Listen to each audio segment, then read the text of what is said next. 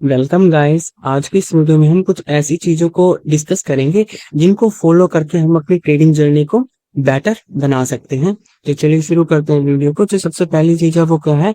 Try to seek trading setups on higher time frames, daily, weekly और monthly. हमें हमेशा अपनी जो ट्रेडिंग सेटअप्स हैं वो किन टाइम फ्रेम्स पे देखने हैं? हायर टाइम फ्रेम्स पे, रेदर देन कि हम स्मॉल टाइम फ्रेम्स पे या लोअर टाइम फ्रेम्स जैसे 1 मिनट, 5 मिनट या 15 मिनट्स पे अपने ट्रेडिंग सेटअप्स को फाइंड आउट करने की कोशिश करें। हमें क्या करना है? हमेशा हायर टाइम फ्रेम्स जैसे डेली, वीकली या मंथली टाइम फ्रेम्स पे ही अपने ट्रेडिंग सेटअप्स को फाइंड आउट करने की कोशिश करनी है। क्यों? क्योंकि देखिए ना, जो लोअर टाइम फ्रेम्स होते हैं उनमें जो है हमारा नॉइस बहुत ज्यादा होता है, और नॉइस ज्यादा होने की वजह से हमारे जो ट्रेडिंग सेटअप्स की काम करने की प्रोबेबिलिटीज है वो कम हो जाती है। तो इसलिए हमें हमेशा हायर टाइम फ्रेम्स पे ही अपने ट्रेडिंग सेटअप्स को फाइंड आउट करने की कोशिश करनी है। ओके, बात करते हैं दूसरे पॉइंट की। Always keep well defined stop loss for each and every trade you take. अब इसका मतलब क्या है कि हमें हमेशा अपने हर एक ट्रेड के लिए स्टॉप लॉस डिफाइन करके रखना है। यानी कि अगर मान लीजिए हमारा जो ट्रेड है अगर हमारे फेवर में ना काम करे तो हमारा लॉस जो हो वो डिफाइंड हो, एक छोटा सा लॉस हो, rather देन कि अगर हम बिना स्टॉप लॉस पे ट्रेडिंग कर रहे हैं तो हमें एक बहुत बड़ा लॉस हो जाए। ओके, तो हमेशा एक स्टॉप लॉस लगा के रखना है अपनी हर एक ट्रेड के लिए। ओके, अब बात करते हैं तीसरे पॉइंट की।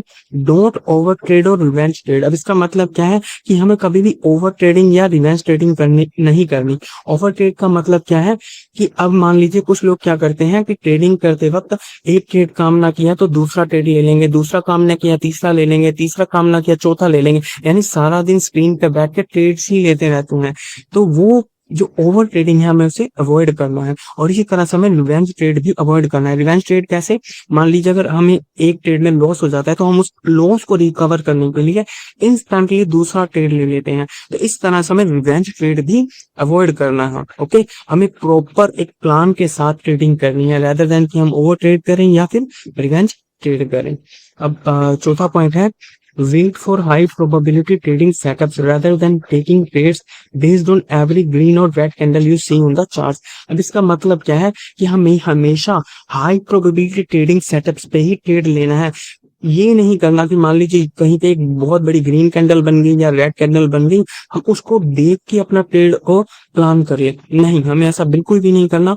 हमें हमेशा हाई प्रोबेबिलिटी ट्रेडिंग सेटअप्स को ही प्रेफरेंस देनी है ओवर कि हम किसी ग्रीन कैंडल या रेड कैंडल को देख के अपने ट्रेड को प्लान करें। ओके, तो ये था चौथा पॉइंट। अब हम बात करते हैं पांचवें पॉइंट की। Keep a journal of every trade you take and analyse it regularly to uncover your mistakes, refine your strengths and improve your decision making. अब इसका मतलब क्या है कि आप जितने भी ट्रेड लेते हैं उसका एक जनरल, यानी कि इसको रिटर्न में एक लिख के रखिए कि आपने जो भी ट्रेड लिया है वो आपका किस रीजन से आपने वो ट्रेड लिया है, किस उसमें आपको लॉस हुआ या प्रॉफिट हुआ। ओके, उसका एग्जिट पॉइंट क्या था और उसकी जो एग्जिट लिया आपने वो किस रीजन से लिया। तो इन चीजों को जब आप लिखने लग जाएंगे कि आपने एक ट्रेड की एंट्री क्यों ली, किस टाइम पे ली, एग्जिट क्यों ली, किस टाइम पे ली, ओके, उसमें आपको लॉस हुआ या फिर आपको इसमें प्रॉफिट हुआ, तो जब आप इन चीजों को एनालाइज करेंगे तो आपको अपनी मिस्टेक्स, ट्रेडिंग मिस्टेक्स के बारे में भी पता चलेगा और आपकी स्ट्रेंथ्स के बारे में भी चलेगा कि किन किन पॉइंट्स पे आप जो है आपका जो ट्रेड आपके फेवर में काम करता है और किन किन पॉइंट्स पे आपका जो ट्रेड जो भी ट्रेडिंग सेटअप है या आपकी जो भी आप ट्रेड ले रहे हैं वो आपके फेवर में काम नहीं करता। तो इन चीजों को जब आपको पता चल जाएगा तो आपकी जो डिसीजन मेकिंग है ट्रेडिंग के अंदर वो बेटर हो जाएगी। आप जो ट्रेडिंग डिसीजन है वो बेटर वे में ले सकेंगे।